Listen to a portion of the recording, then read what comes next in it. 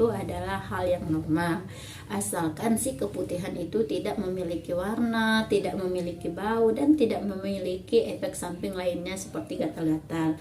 Jadi buat teman-teman yang mungkin haidnya tidak teratur, terus mengalami keputihan terus menerus, dan haidnya kadang datang 2 bulan sekali atau 3 bulan sekali, atau walaupun datang haidnya tapi tetes 2 tetes atau sedikit.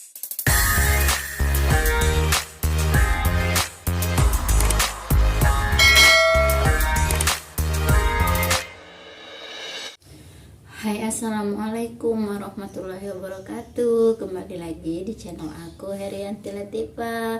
Baik teman-teman, kali ini aku ingin berbagi atau share kepada teman-teman masalah yang sering dialami oleh semua wanita, yaitu masalah keputihan.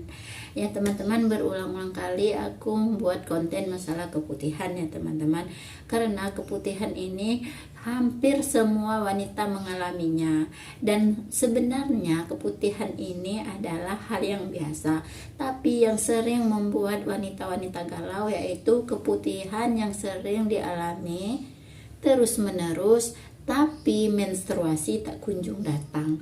Kenapa ya? Nah teman-teman, mungkin teman-teman penasaran kan? Sebelum menonton video ini dari awal sampai akhir, jangan lupa subscribe bagi yang belum subscribe, like, komen, dan share ya teman-teman, karena berbagi itu indah. Serta tekan tombol loncengnya supaya teman-teman tidak ketinggalan informasi-informasi lainnya dari aku. Nah teman-teman, pada dasarnya keputihan yang dialami oleh wanita itu adalah hal yang normal, asalkan si keputihan itu tidak memiliki warna, tidak memiliki bau, dan tidak memiliki efek samping lainnya seperti gatal-gatal. Kalau teman-teman ingin lebih jelasnya masalah keputihan atau masalah-masalah keputihan yang terjadi pada wanita, baik itu terjadi infeksi dan lain-lain, teman-teman bisa cek di video aku yang sebelumnya ya teman-teman, yang ada di sini ya teman-teman. Nah teman-teman, sekarang aku tidak ngebahas masalah keputihan yang bermasalah itu. Sekarang aku ingin menjelaskan masalah kenapa sih keputihan itu selalu saja terjadi, apa sih penyebabnya. Nah teman-teman, ternyata ya teman-teman, yang sering memicu terjadinya keputihan terus-menerus itu banyak sekali ya teman-teman.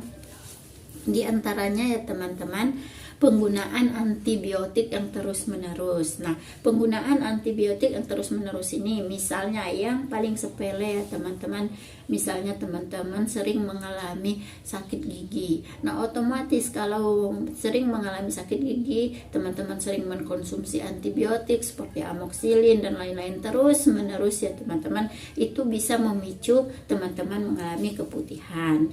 Kemudian faktor yang menyebabkan keputihan itu terjadi selanjutnya yaitu penggunaan alat kontrasepsi hormonal. Nah, seperti suntik KB, teman-teman, itu alat kontrasepsi hormonal. Kalau teman-teman mengalami keputihan terus-menerus, kemudian teman kebetulan menggunakan alat kontrasepsi hormonal, nah teman-teman bisa bertanya pada tim kesehatan atau tenaga kesehatan tempat teman-teman melakukan suntik KB tersebut, apakah keputihan yang teman-teman alami adalah efek samping dari suntik KB tersebut. Kemudian yang membuat penyebab keputihan teman-teman tidak berhenti atau terus-menerus terjadi yaitu infeksi menular. Nah, infeksi menular ini bisa jadi teman-teman mengalami gonore atau herpes ya teman-teman, dan sifilis itu ya teman-teman. Tapi mudah-mudahan pada saat ini penyakit-penyakit kelamin ini tidak ada lagi ya teman-teman, karena itu penyakit yang zaman dulu banget, seperti gonore itu kan sudah zaman dulu banget. Kemudian terjadi infeksi jamur, terjadi infeksi bakteri pada alat kelamin teman-teman. Nah, itu bisa menyebabkan keputihan. Nah, ciri-ciri terjadinya infeksi jamur atau infeksi bakteri ada di video aku sebelumnya ya teman-teman, itu ada di atas sana. Teman-teman bisa tonton kembali ya teman-teman, sangat lengkap di video aku yang sebelumnya. Kemudian apalagi yang bisa menyebabkan teman-teman keputihan terus-menerus, yaitu radang vagina. Nah, intinya infeksi ya teman-teman, terjadi infeksi radang vagina, radang leher rahim, serta radang panggul, atau memang teman-teman mengalami gejala-gejala kanker rahim atau kanker leher rahim ya teman-teman. Nah, jika teman-teman mengalami keputihan yang terus-menerus, terus membuat teman-teman terganggu, terdapat tanda-tanda yang tidak mengenakan atau gejala-gejala yang mungkin membuat teman-teman bertanya, nah teman-teman silakan konsultasi kepada tenaga kesehatan, mungkin kepada bidan atau kepada dokter kandungan langsung. Nah, itu saja ya teman-teman penyebab yang membuat teman-teman mengalami keputihan terus-menerus. Terus ya teman-teman, di sisi lain yaitu kok bisa sih keputihan terus-menerus tapi menstruasi tidak kunjung datang? Apa sih penyebabnya? Si haid ini sulit kita alami, atau boleh dikatakan telat, selalu telat, bahkan ada yang telat sebulan, 2 bulan, ada yang 3 bulan sekali. Nah, kenapa sih? Nah, teman-teman, mungkin teman-teman banyak bertanya masalah ini ya. Sebenarnya si haid itu bisa terlambat karena beberapa faktor juga ya teman-teman. Di antaranya stres berat. Stres berat di sini ya teman-teman bukan gangguan jiwa atau gangguan gangguan penyakit jiwa lainnya, karena stres berat di sini adalah kalau bahasa kampungnya itu banyak pikiran, suka pusing sendiri, pemikiran yang tidak enak, tidak tenang. Nah, ini bisa memicu teman-teman telat haid. Kemudian olahraga atau aktivitas fisik yang berlebihan. Mungkin teman-teman pengen diet, olahraganya digenjot ya teman-teman, tidak olahraga sepanjang hari itu olahraganya terlalu banyak. Nah, itu bisa membuat teman-teman telat haid.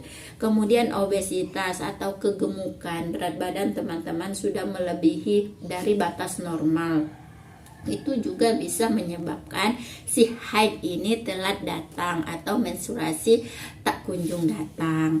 Nah, kemudian perubahan berat badan yang drastis. Nah, misalnya teman-teman dari kurus menjadi gemuk, kemudian dari gemuk karena diet menjadi kurus. Nah, itu menjadi pemicu si menstruasi tak kunjung datang. Kemudian mengalami gangguan pola makan. Nah, itu tadi ya teman-teman, mungkin teman-teman diet yang terlalu berat sehingga si hormon yang membuat kita menstruasi itu secara normal jadi terganggu sehingga menjadi telat menstruasi. Kemudian infeksi dalam tubuh. Infeksi dalam tubuh ini bisa radang rahim atau bisa infeksi saluran kemih, pokoknya terjadi infeksi dalam tubuh, baik itu infeksi bagian kelamin atau infeksi bagian tubuh lainnya. Kemudian gangguan hormon tiroid ya teman-teman, dan seterusnya sindrom ovarium polikistik. Nah, ini ya teman-teman yang membuat teman-teman telat haid. Jadi buat teman-teman yang mungkin haidnya tidak teratur, terus mengalami keputihan terus-menerus, dan haidnya kadang datang 2 bulan sekali atau 3 bulan sekali, atau walaupun datang haidnya tapi tetes 2 tetes atau sedikit, teman-teman jangan sepelekan itu. Teman-teman boleh cari tahu informasinya, teman-teman boleh pergi ke tempat dokter kandungan atau dokter kulit dan spesialis kulit dan kelamin, bisa ya teman-teman, untuk mengetahui gejala atau faktor yang menyebabkan teman-teman telat haid atau selalu mengalami keputihan.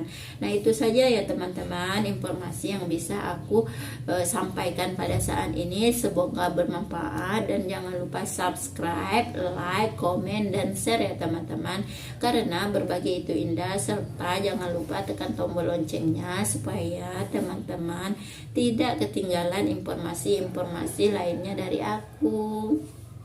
Dan terima kasih. Wassalamualaikum warahmatullahi wabarakatuh.